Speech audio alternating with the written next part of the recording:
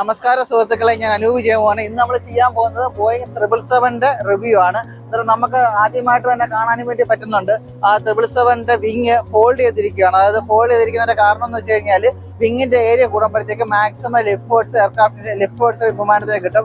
പക്ഷെ അങ്ങനെ ചില സാഹചര്യങ്ങളിൽ ചില എയർപോർട്ടുകളിലെ ഹാങ്ങറുകളുടെ വീതി കുറവായിരിക്കും. അന്നേരത്തേക്ക് വിമാനത്തിന്റെ സർവീസിങ്ങിനും മെയിൻ്റെനൻസിനും വേണ്ടിയിട്ട് കയറുമ്പോൾ സ്വാഭാവികമായിട്ട് ഈ നീളമുള്ള വിങ് അതൊരു അസൗകര്യമായിട്ട് വരാം. അന്നേരം അതുകൊണ്ടാണ് ഇവര് ഇങ്ങനെ ഫോൾഡബിൾ വിങ് എന്ന് പറഞ്ഞൊരു ടെക്നോളജി യൂസ് ചെയ്തിരിക്കുന്നത്. അതിന്റെ ഡീറ്റെയിൽസും കാര്യങ്ങളും കൂടുതൽ വിവരങ്ങളും നമുക്ക് അതിനകത്തോട്ട് പോയിട്ട് നോക്കാം.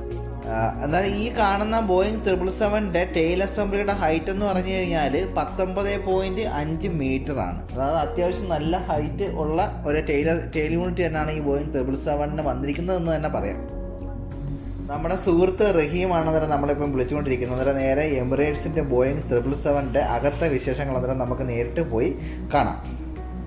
വളരെ ഹൈറ്റ് കൂടിയിട്ടുള്ള ഒരു സ്റ്റെപ്പ് തന്നെയാണ് ഇതെന്ന് പറയാൻ കേട്ടോ. കാര്യം എയറോ ബ്രിഡ്ജ് ഇല്ലാത്തതുകൊണ്ട് ഒരു സ്റ്റെപ്പാണ് ഇപ്പോൾ ഇവിടെ വെച്ചിരിക്കുന്നത്. അന്നേരത്തേക്ക് സ്റ്റെപ്പിന് നല്ല ഹൈറ്റ് ഉണ്ട്. നമ്മൾ കയറി അത്യാവശ്യം ക്ഷീണിതനാവുന്ന ഒരു രീതിയിലുള്ള ഹൈറ്റ് തന്നെ ഉണ്ട്. പിന്നെ എയർക്രാഫ്റ്റിൻ്റെ ആ ഒരു വലിപ്പവും അതിൻ്റെ ഒരു ഭീകരതയൊക്കെ നമുക്ക് ഇവിടെ നിന്ന് ഇങ്ങനെ കയറി നോക്കുമ്പോഴത്തേക്ക് നന്നായിട്ട് ഇങ്ങനെ അടുത്ത് അറിയാനും വേണ്ടി പറ്റുന്നുണ്ട്. ഐഷാമയും കൊണ്ട് നമ്മൾ ബോയിങ് 777-നകത്ത് കയറിയിരിക്കുകയാണ്. ഇതിന്റെ സീറ്റൊക്കെ എങ്ങനെ ഉണ്ടമ്മച്ചി? റിവ്യൂ പറ. കൊള്ളാമോ? ഇഷ്ടപ്പെട്ടോ? ആണോ? ഇതിലേ പോ.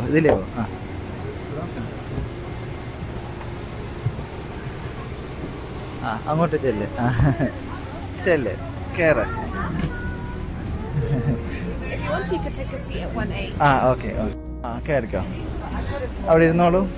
ഓക്കെ, അന്നേരം ഇതാണ് സ്യൂട്ട് എ. ബോയിങ് 777-ന്റെ സ്യൂട്ട് എയിലാണ് നമ്മളിവിടെ ഇപ്പോൾ കണ്ടുകൊണ്ടിരിക്കുന്നത്.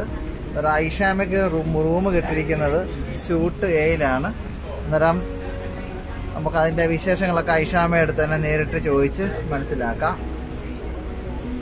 ഐഷാമ എങ്ങനെയുണ്ട് ഇത് കണ്ടിട്ട് വിമാനമൊക്കെ? ഇതാണ് നമ്മളെ ചമ്പക വീടാണോ നല്ലത്?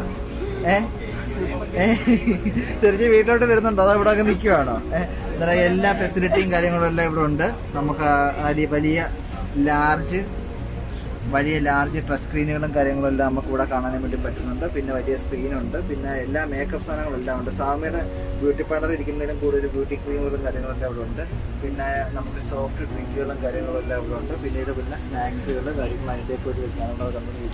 ഈ സൂട്ടിനകത്ത് നമ്മൾ സീറ്റുകളെല്ലാം അറേഞ്ച് ചെയ്ത് കിടക്കാനും വേണ്ടി സെറ്റപ്പ് ചെയ്ത് കഴിഞ്ഞാൽ ഏകദേശം ഇത് കണക്കിരിക്കും. ഇതിനകത്ത് തന്നെ നമുക്ക് പുതപ്പ്, ബെഡ്ഷീറ്റ്, ചെരുപ്പ് അങ്ങനത്തുള്ള സംഭവങ്ങളെല്ലാം വരുന്നുണ്ട്. പിന്നെ ഒരു ബൈനോക്കുലറുണ്ട്. ഏകദേശം 3 കിലോമീറ്റർ റേഞ്ചുള്ള ബൈനോക്കുലറുണ്ട്.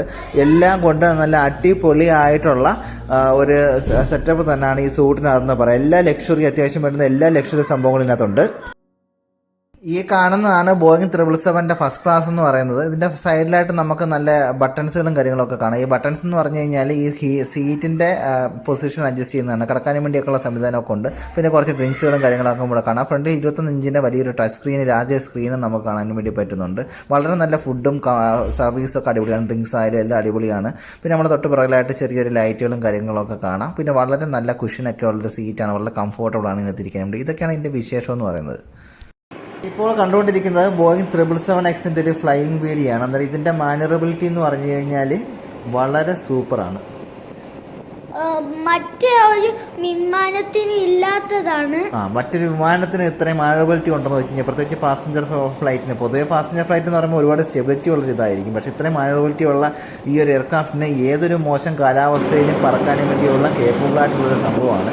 ഇതിൻ്റെ ലാൻഡിങ് സ്പീഡ് എന്നൊക്കെ പറഞ്ഞു കഴിഞ്ഞാൽ വളരെ കുറവാണ്. ഏകദേശം 160 മൈൽ പെർ അവറിന് താഴെയാണ് വരുന്നത്. ഇത്രയും ലാർജ് ഏരിയ വിങ്ങൊക്കെ ഉള്ളതുകൊണ്ടാണ് അങ്ങനെ വരുന്നത്. അന്നേരം എല്ലാവർക്കും നമ്മളുടെ വീഡിയോ ഇഷ്ടപ്പെട്ടു എന്ന് വിചാരിക്കുന്നു.